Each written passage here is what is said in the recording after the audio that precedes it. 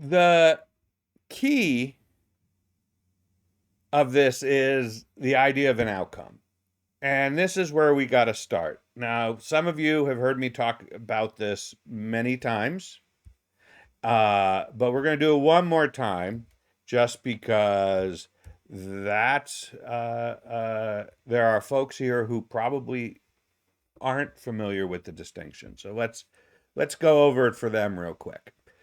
And basically, the idea is this: when we talk about outcomes, what we're really talking about is the distinction between outputs and outcomes. And this distinction is critical because it is the case that they are not the same thing. Most of the things that we deliver in our UX work are outputs. These are things like personas and wireframes and flow diagrams and Figma files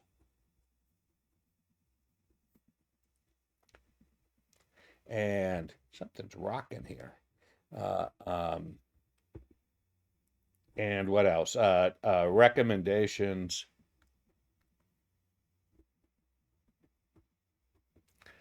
And all of these things are basically uh, uh, what we produce. And the trap that a lot of UX leaders who are early in their career sort of fall into, and even some who've been doing it for a long time, is that they talk about the UX work in terms of delivering these things. This is what we're going to do. We're going to create wireframes for you. We're going to create personas, or we're going to run some usability tests. We're going to uh, create some research recommendations, um, and all of these things. This is basically what we deliver, and that's what an outcome is. An outcome is what we are delivering, but or an output. I'm sorry, that's what an output is. But an outcome is different. An outcome is is a change in the world.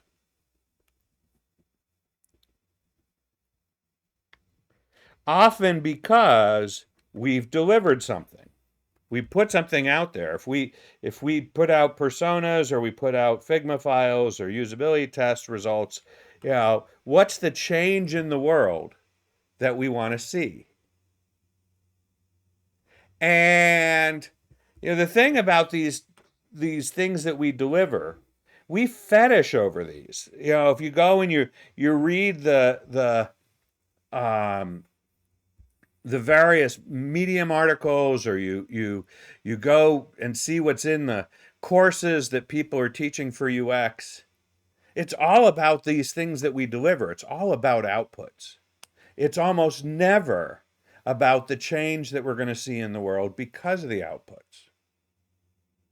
And that's a, a really important detail that sort of gets lost a lot. That when we talk about UX, when we teach UX, we focus on the wrong side of the equation. We focus on the outputs, not the outcomes.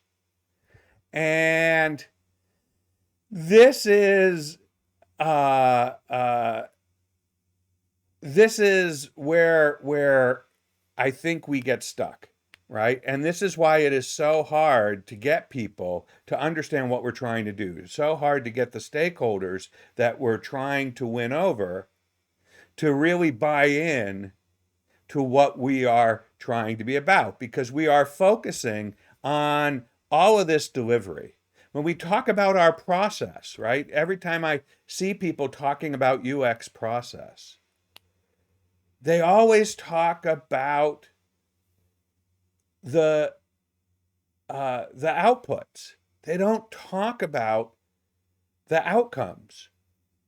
And that is the heart of what we're trying to fix here, right? We want to get the conversation moving over to outcomes. Instead of fixating on what deliverable comes first and last, what order, what order do we do them in? Let's talk about why we're doing it in the first place, what the changes we're trying to get in the first place. It becomes much easier to talk about our process, to talk about our plan for what we want to do, if we know where we're trying to go. And outcomes are where we're trying to get to.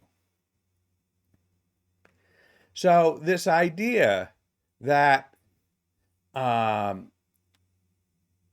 that what UX is this series of processes is sort of contributes to this mess that we're in.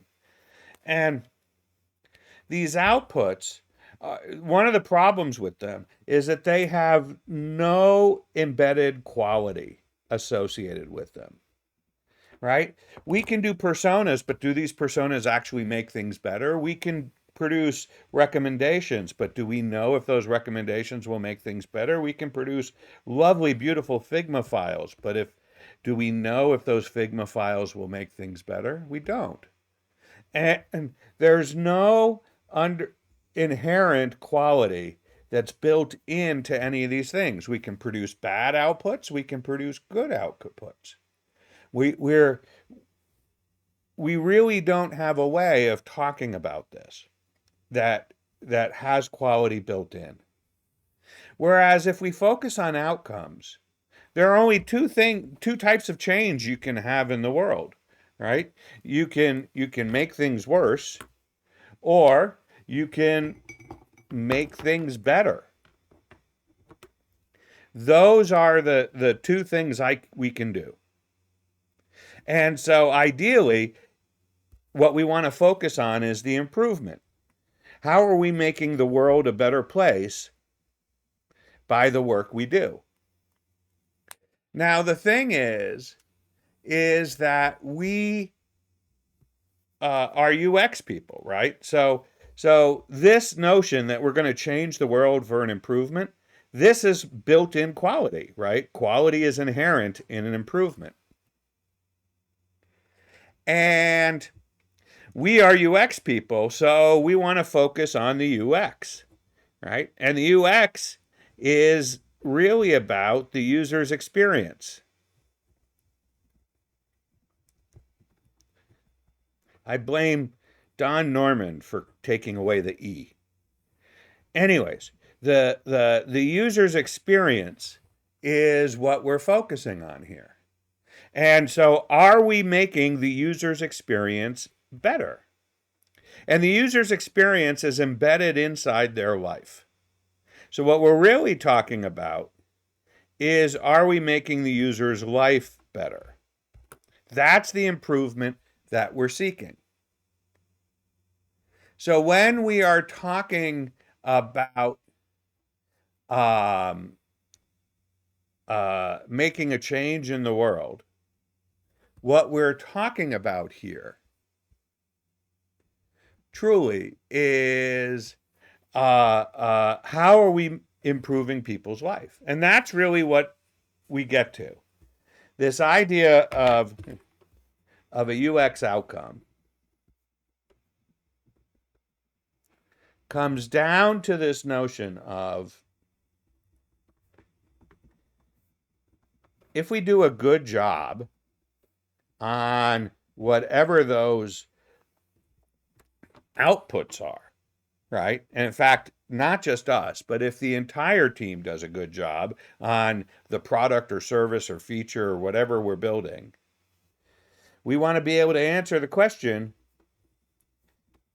how will we improve someone's life? That's the crux of a UX outcome. Right? So So we're boiling our work down to whether or not we're improving someone's life. If we're not improving someone's life, why are we working on this? So the goal is to get here. When we do this, we move from being tactical to strategic. Because if we do a good job of improving someone's life, we add value.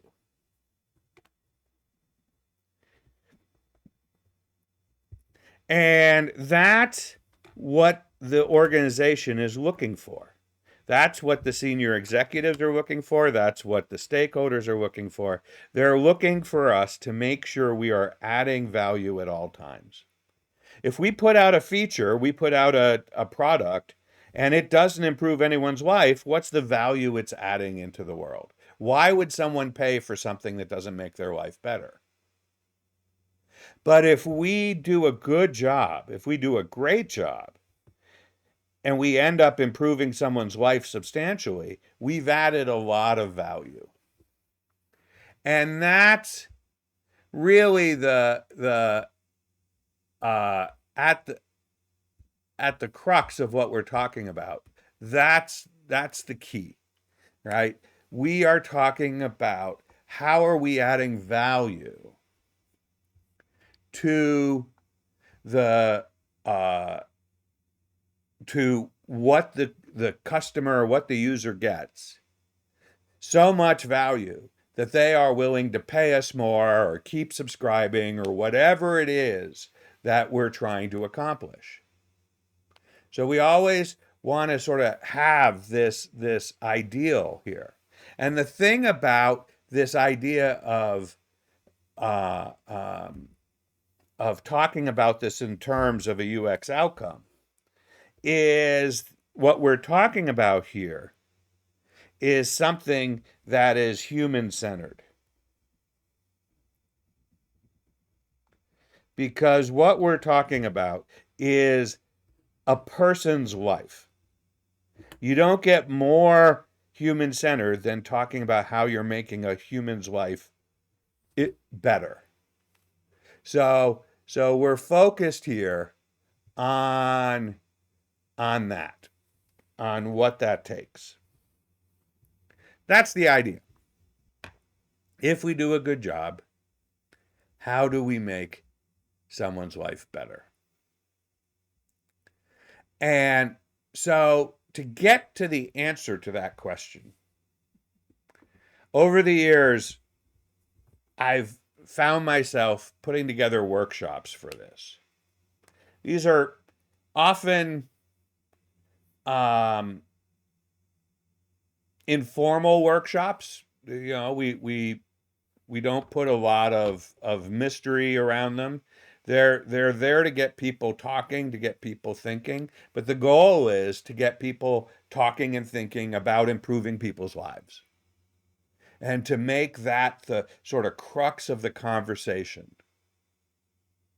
If we can get various stakeholders and our peers, people from development, from product management, we can get these people in a room, virtually or physically, and we can get them to start talking about improving people's lives.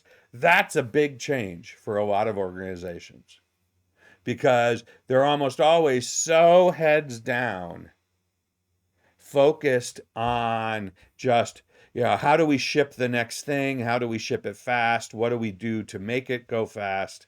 Um, uh, that's the struggle that we often have. So we want to start really by just acknowledging that if we can get people to talk about improving the lives of our customers and users, that's a big step forward for us. That's a big deal. And so I've been putting this workshop together, and I've come up with this 6-step process that we've used for a while now. And the goal is to just get to a first draft outcome. And that's really important, right?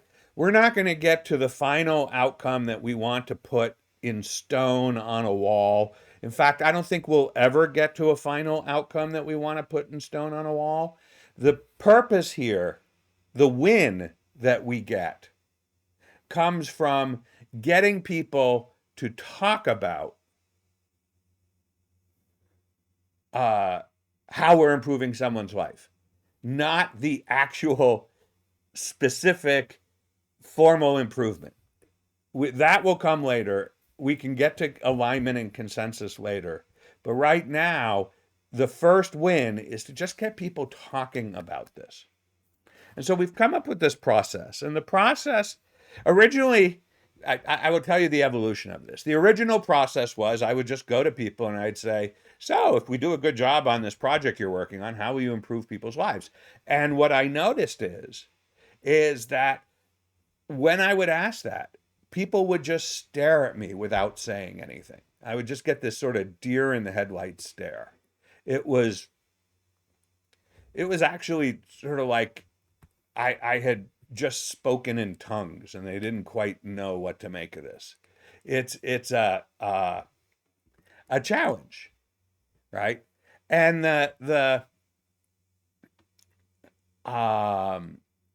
this particular challenge was because people aren't prepared to just have this conversation right off. They are not ready to just start talking about outcomes because it is such a dramatic shift from the outputs they've been focusing on for 99% of their career. So the workshop is basically a way to slow down the process a little and to get them to start gradually thinking about it. And it's a 6-step process. And the reason it has 6 steps is because the first 5 steps basically prepare you to have the conversation for the 6th step. The first 5 steps in themselves are really just prep work. They're just getting us ready. You know, think of it like you're going to do a show and you have a bunch of script readings and then some blocking rehearsals and then some dress rehearsals and then the final presentation. The final presentation is what everybody is coming for. That's the thing. But all those things leading up to that moment, you need those to do a good job in the final presentation. And that's really what this is. We need steps 1 through 5 because they are the things that will get us to be coherent and not give that deer in the headlights stare on step 6. So it's that process that we have to go through. And the first step in this process is that we have to gather the right team. Now, I've come to realize that there are basically 3 types of folks in the world. There are what I call crafters. There are promoters. And there are implementers. And you have each of these types amongst you in your organization. And you have to figure out which group is which. So the crafters, these are the individuals that are necessary to craft the outcome.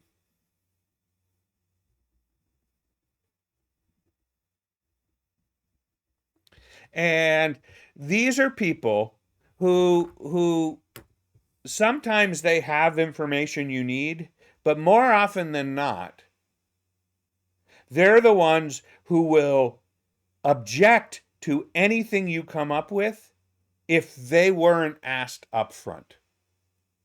So crafters are people who just need to be in the room in order to have their opinion heard so that they can then say that they were part of it. If you don't involve a crafter, you'll know it the minute you try to explain to anybody else what the outcome was, because they'll have 700 questions as to why this was the right outcome and why this was a good idea and why you want to do this. So, uh, so that's the problem with the crafters, is that uh, they are the folks who will object outright if you don't include them from the beginning. Now, there's a second group of people who are the promoters. And the promoters come later. The promoters are the people who will take your outcome and tell everybody about it. They're the ones who share the outcome to the world. They promote it. Now, it could be that a crafter is also a promoter. They'll promote the outcome as long as you included them in the crafting of the outcome. And so they're the ones you have to make sure get into this process one way or another, whether they're in the workshop directly or you have sat with them and pre-wired the workshop and gone through it. If you don't know what pre-wiring is, that's one of the tricks we're going to talk about in next week's session, is pre-wiring. But that's key, is to make sure that they're bought into this. Promoters ideally have some amount of influence in the organization, so that when they get excited about your outcome, they're influencing other people to get excited about the outcome. Crafters don't necessarily have to have influence, but if they do, that helps them be good promoters. And then the final group of folks are implementers. And implementers are the folks who have to be the ones who will actually achieve the outcome, right? These are the people who are going to execute on the ideas. And they don't have to be in the room where it happens. They don't have to be the ones who are shouting it to everybody else. They can just sit with their heads down and execute on it, but they have to be bought into it. Oftentimes, the promoters are the ones who help the implementers understand why this is important. But it's also the case that every so often, one of these folks will be a crafter, and we'll need to include them in too, because they won't lift a finger if that's there. So this idea of crafters, promoters, implementers. My guess is if you made a list of the key people in your organization, you could sort them into these categories. And keep in mind, people can be in more than one category. But you could definitely apply the label of crafter to a key group of people, promoter to a key group of people, implementers to a key group of people. So that's step one, is just figuring out who you're going to invite, and you want to make sure you invite the crafters. The promoters and the implementers who aren't crafters, they're not as necessary, and you don't have to. You can choose to leave them out of the process, because they're more interested in the end result, less interested in being a part of how the sausage gets made. So that's the first step. Now, the second step is that, and this is the one that makes or breaks the workshop. So this is the thing that we have to do to prepare in order to be successful, is once we get all the people in the session, we've got to make sure that they understand the current experience of users, right? We got to get them thinking about experience. In so many organizations, there's insulation between the people who make decisions and the experiences of the users. The people who make decisions don't really know the experience of the users. Back when the organization was small, all the people in the organization knew when a customer was unhappy. Everybody knew that customer was unhappy. They knew what that problem was.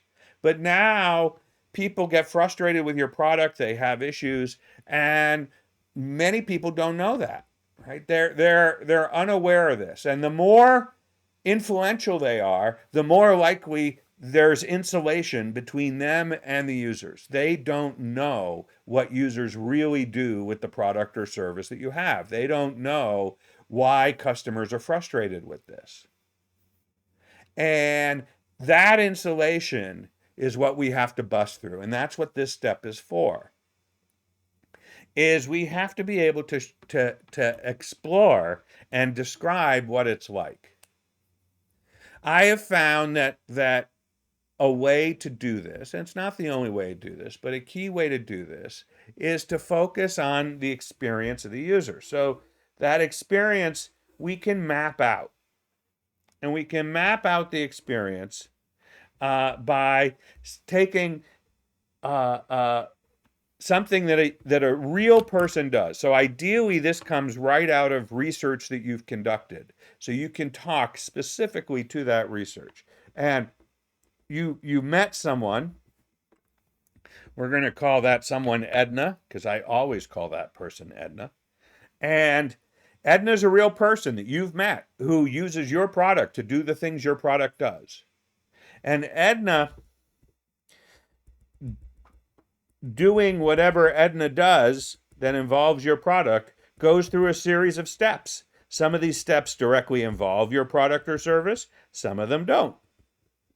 And Edna's steps, each one of these dotted lines sort of refers to the steps that Edna goes through.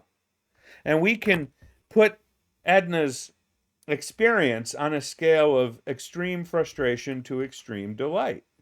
So as we're watching Edna do the things that Edna does with the product, we can see that the first thing that she does is sort of delightful. She likes that. That's pretty good. But then she immediately gets into something that's frustrating. She can't figure it out. It's really frustrating to her. Eventually, she does figure it out, or at least enough to be able to continue, but she's still not 100% sure. That's okay. It seems okay now. And then immediately after that, it gets much worse. And then it gets better, and Edna's okay. And by having this picture of what it's like to be Edna, this is an experience that Edna has had. This is what her life is like today, right? By just having this conversation, we are immediately making things human-centered. We are immediately having a discussion about a human trying to do the things that our product is supposed to help them do, but for whatever reason, it's not working. And having this conversation alone is really critically important.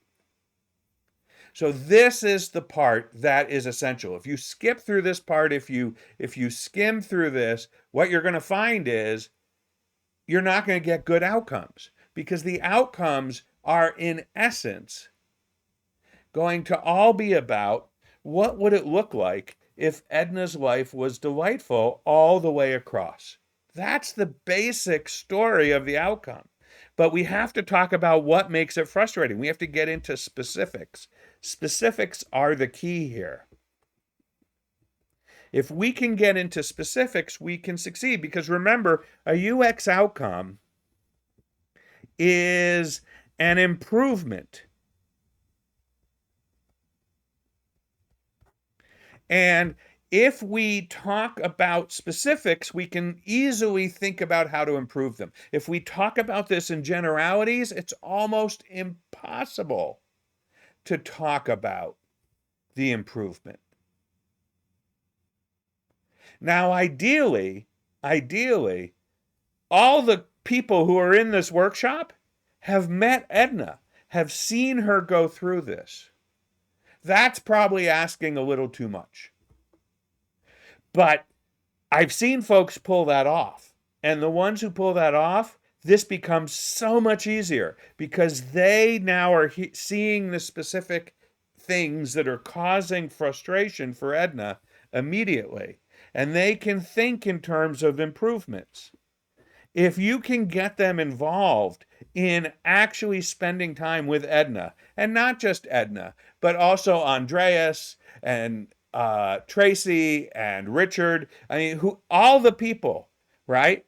And you can find out that Edna experience, while unique to Edna, is actually not that unique in terms of the nature of the frustrations that Tracy and Andreas and Richard also had similar frustrations, but Edna's was sort of the clearest picture of that frustration. You talk about that way, it means that if we solve it for Edna, we're also solving it for Richard and Tracy and Andreas.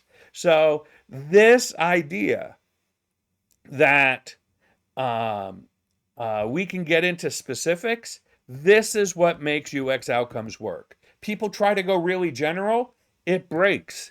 But if you get into specifics, that's when it starts to come together.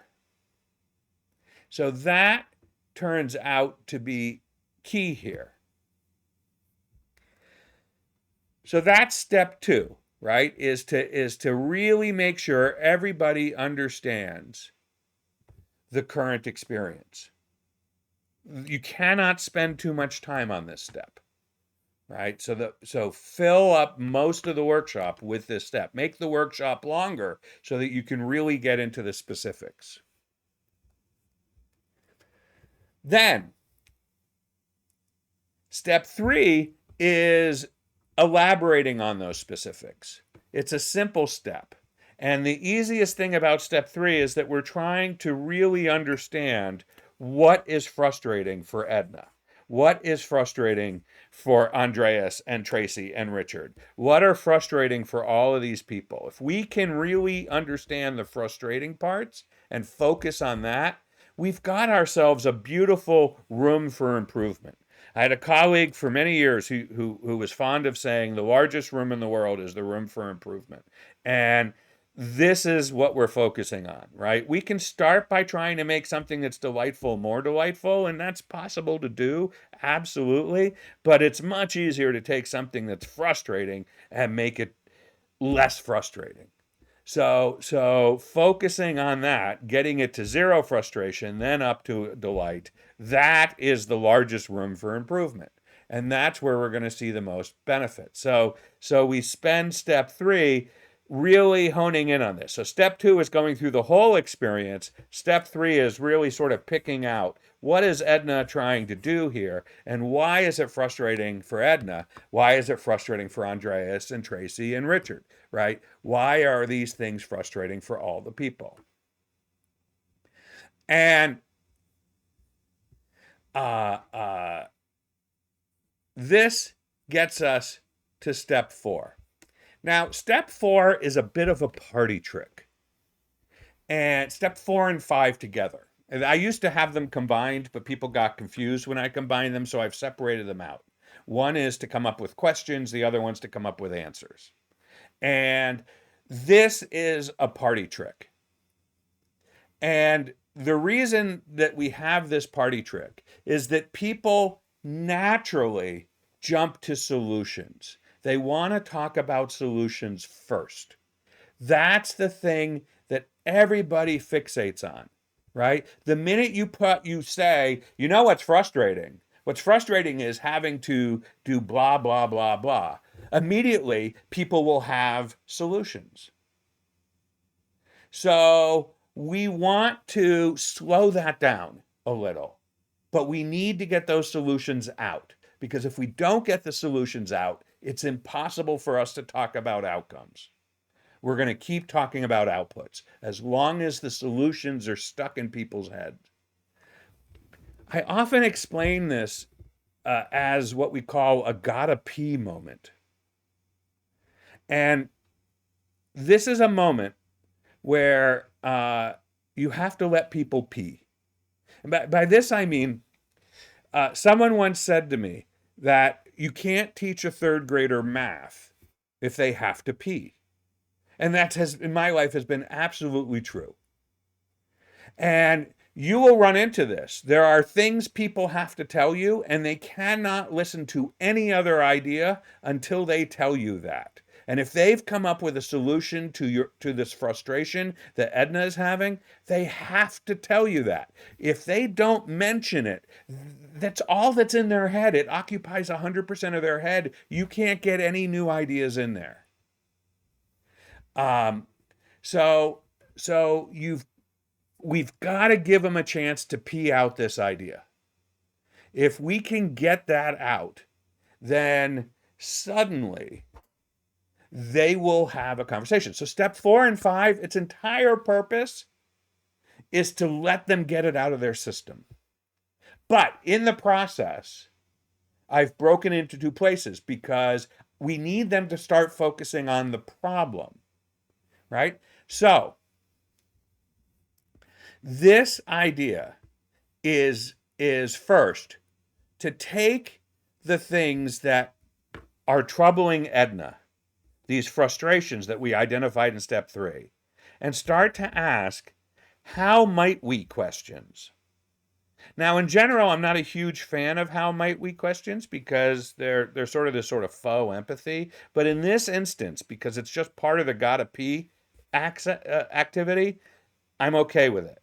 And the idea is that we say, okay, how might we solve this particular frustration that Edna had? How might we solve this frustration? How else might we solve this frustration, right? So what are the different dimensions that we're looking at here, right? How might, if this is slow and clumsy and gives error messages for whatever it is that's doing, how might we make it faster? How might we make it less clumsy? How might we make it not give Edna an error message? If this is because it's confusing and what else? And Edna was prone to making mistakes that she didn't detect, how might we make it less confusing for Edna? How might we make it so that there's different text? So it allows us to sort of slice up the problem into different dimensions of what is frustrating her so that we can get those listed out. And what this does in the long run is this gives us a chance to talk about problems. Problems aren't just one thing. Problems are multifaceted. They are systemic. They connect to lots of things. And just putting the questions out there for the different dimensions sort of tells people that the simple answers are not going to solve this problem. That thing you have in your head that you're dying to get out, it's not going to solve a lot of the problem. So this slows the process down a little, and it's absolutely essential for this type of workshop. Then we get to step 5, where we actually put out answers, and the whole purpose of this is to finally let them pee. That's it, right? If they're good ideas, we'll come back to them later, I'm sure, but most of the time they're not. So, but we don't care.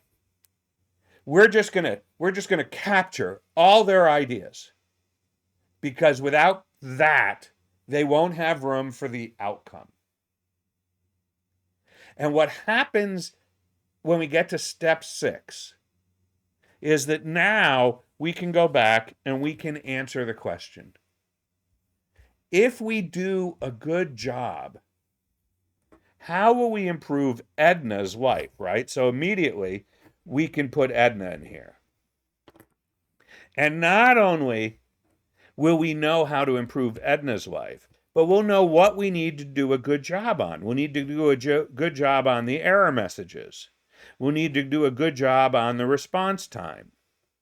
We'll need to do a good job on the confusion. All the stuff that came out as we were looking in steps 3 and 4, now we are able to break this down and talk about all of these things, and then what it will look like to Edna when we get this more delightful experience. What will it be like when it's fast and there aren't any error messages and it's not confusing? And so this is key, right?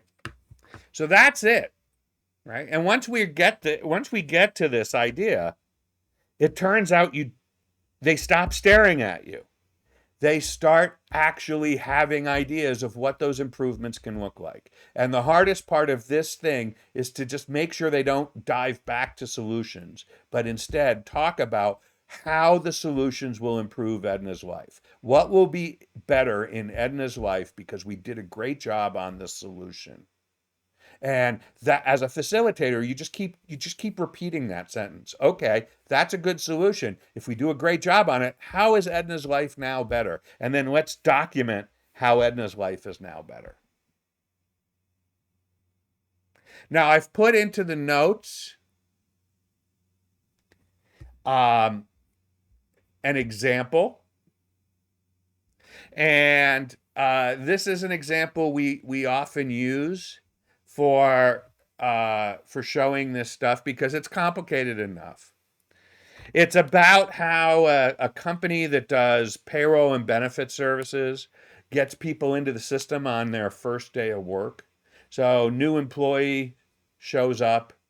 Um, how do we make sure they get into the payroll system? How do we make sure they get into the benefit system?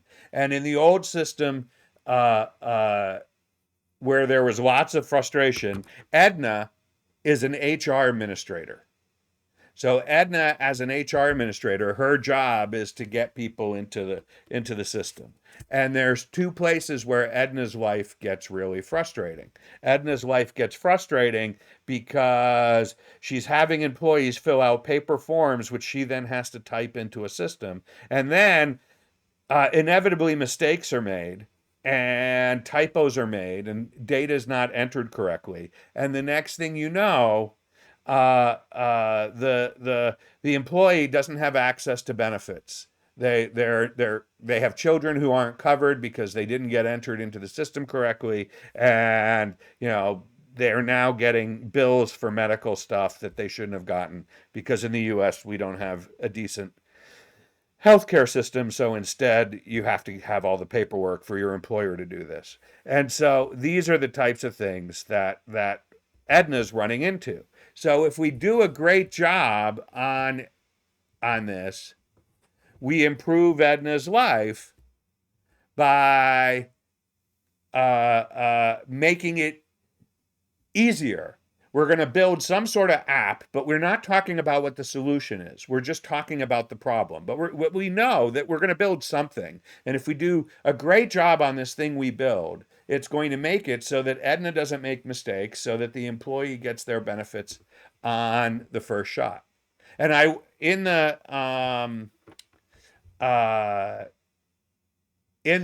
notes, I go through these 6 steps. So take some time and read through that, and you'll see that the process really is straightforward. And once you sort of get the idea of this, these are really easy workshops to run.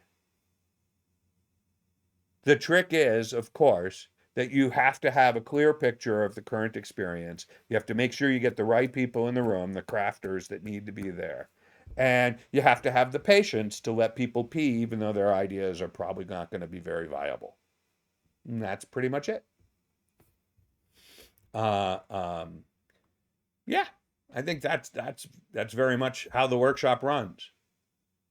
Now, this is something that we have been working with the members of our How to Win Stakeholders and Influence Decisions program quite close together. These are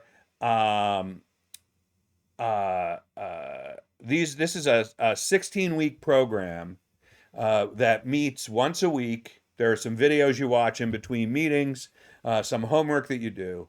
But one of the things that we focus on is building UX outcomes. And the reason that we focus on building UX outcomes is because what we need to do in order to get people to do the work, to let us do our work. If we have stakeholders who are saying, nah, you know what, UX isn't important right now, or